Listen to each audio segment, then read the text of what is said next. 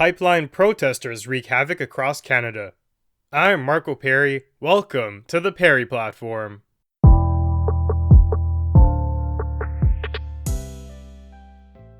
Tensions over a pipeline project in British Columbia have been boiling for months now. In its current state, it's actually affecting all of Canada, and everyone's talking about it. On top of that, it seems to be getting worse. So, Coastal GasLink is a company that is trying to run their pipeline through some segment of First Nations territory.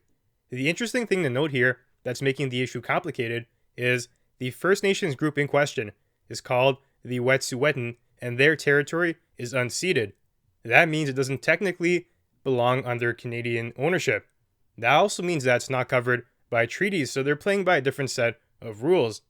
The hereditary chiefs in this area do not consent to the project, but I have a lot to say about that. The fact is that people are basing their displeasure with the movement based on that, but there's another tidbit of information to be found here. Elected officials of the community have voiced support for the pipeline. Citizens have voiced support as well, but the moral relativists here are granting credence to a pseudo-monarchy, the hereditary chiefs, and I'll touch on that a little bit more in a second. So, Global News put out an article today highlighting all of the issues.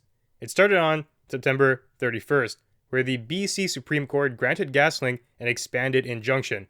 Why did they need that? Protesters were setting up shop and making it impossible for people to go into the territory and to start their work. So, these guys went to the courts. They said, we have agreements with some of these councils here. People who were elected, they condone the experiment, they condone the project. We have the licenses and all this stuff here, but we still can't do our work. So, the court sided with them.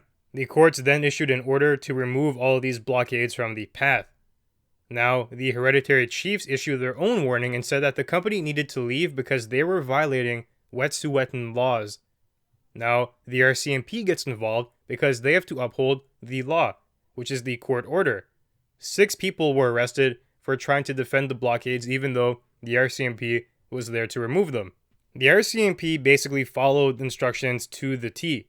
They did not act outrageously, in my opinion, and they actually said that they didn't want to even do anything immediately on the injunction order because they wanted a peaceful resolution. They were hoping and praying that these guys would accept the court's ruling and just leave, but it never materialized, so they were forced to go in and physically dismantle the barriers.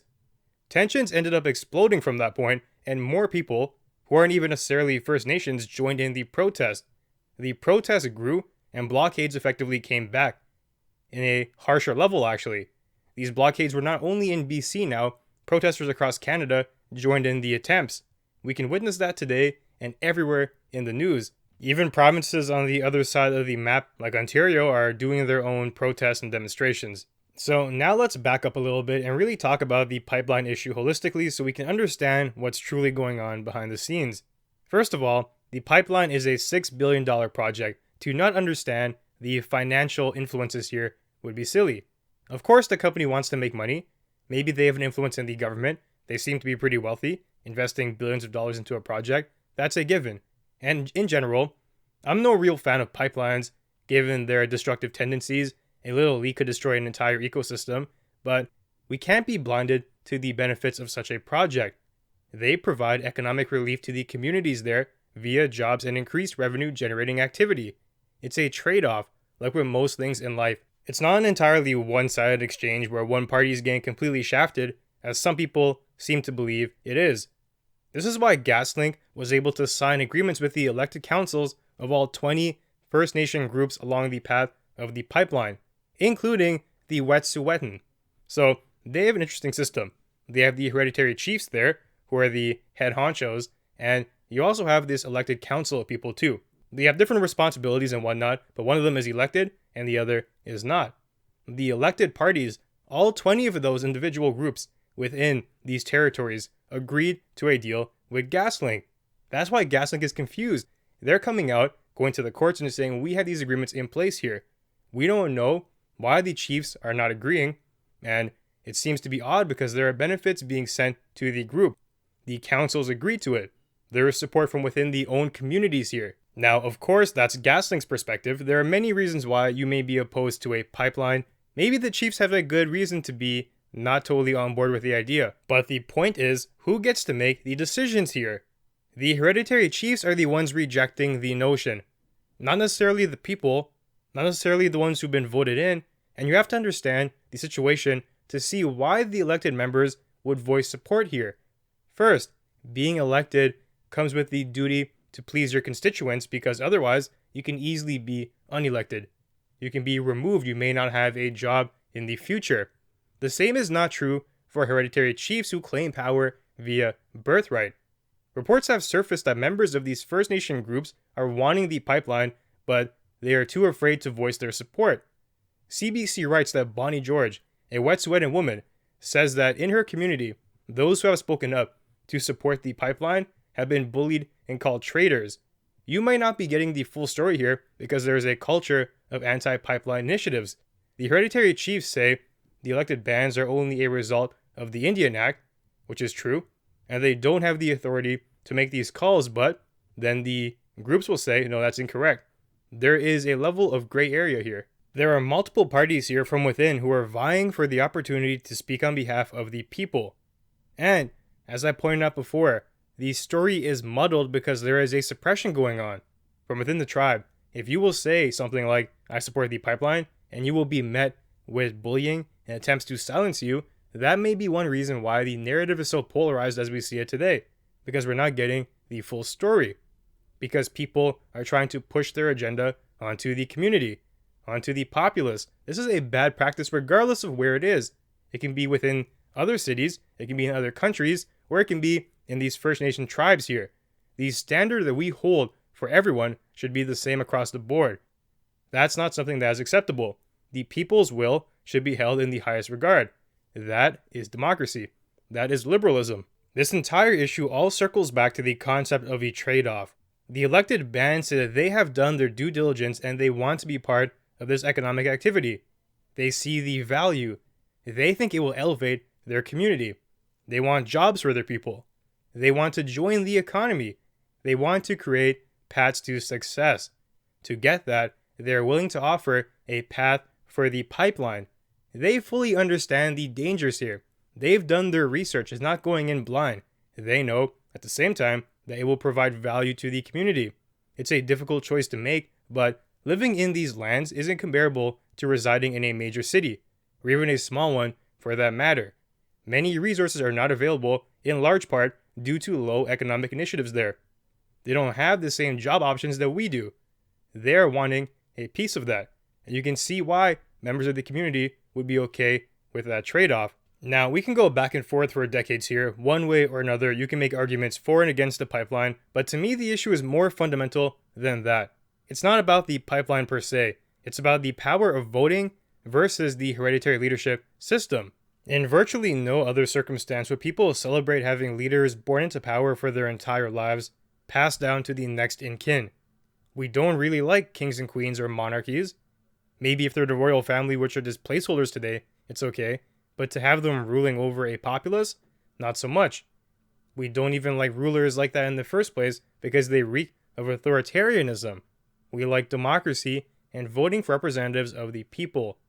These are the values of liberalism that we uphold to a sacred degree. Of course, we have to take things with a grain of salt because these systems over there are a little bit different, but the core is comparable.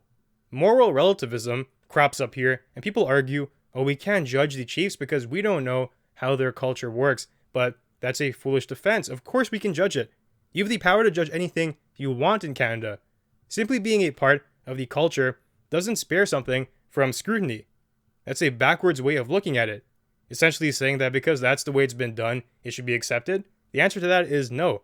You can see the damaging consequences in stories like where Bonnie George is coming out and saying there is support from within the community, but people are too afraid to say it.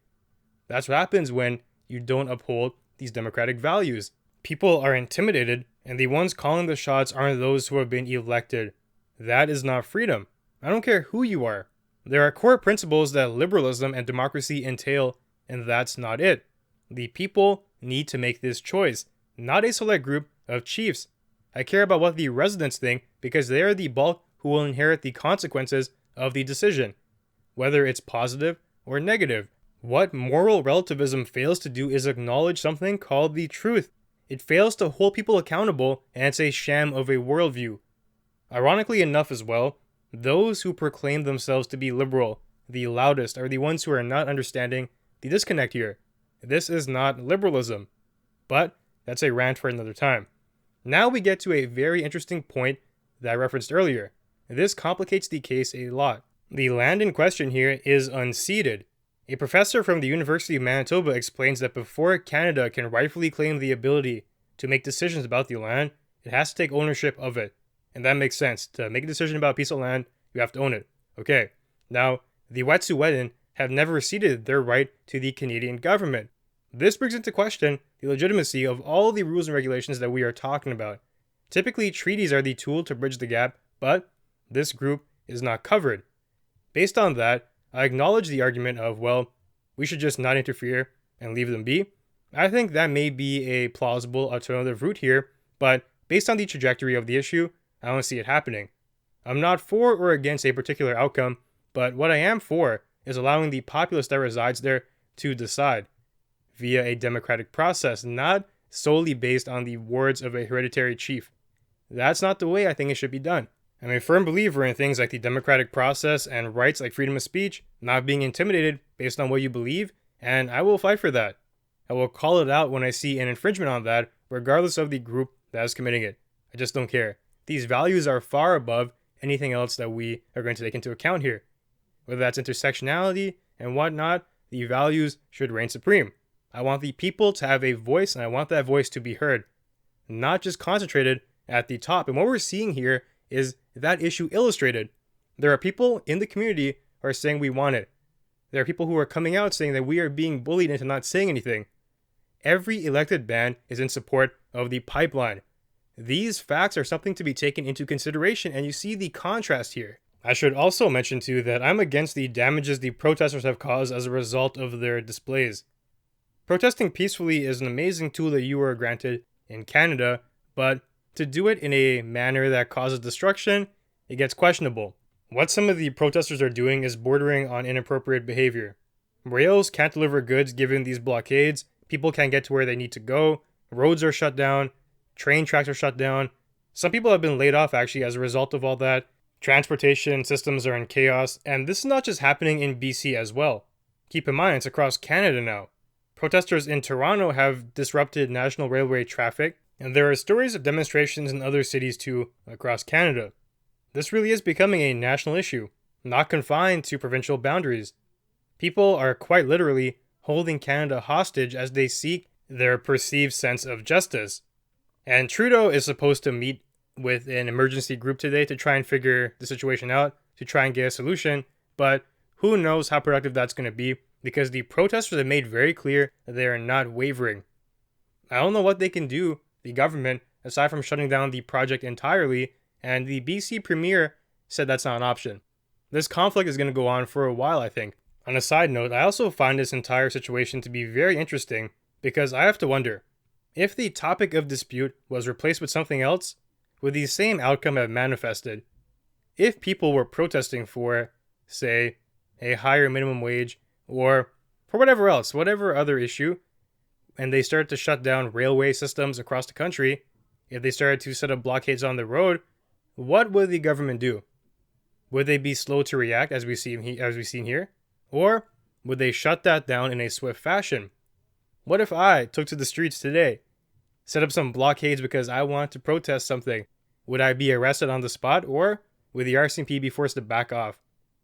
What if it was maybe you might say, oh, that's just one person versus a group. What if I got a group then?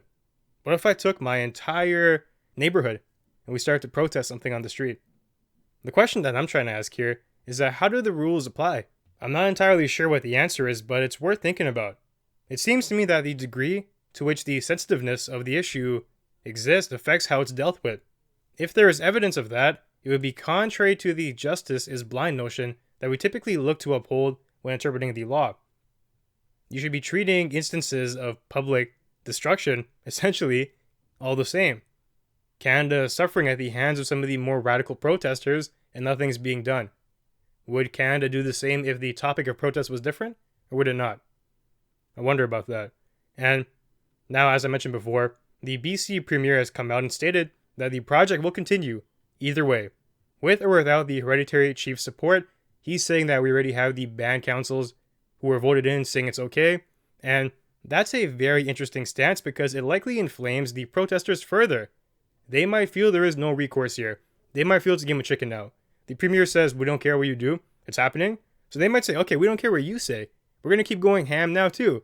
We're going to make these protests even harder. We're not going to surrender. You have to arrest us, and that's a bad game to be playing. We have to negotiate and talk here.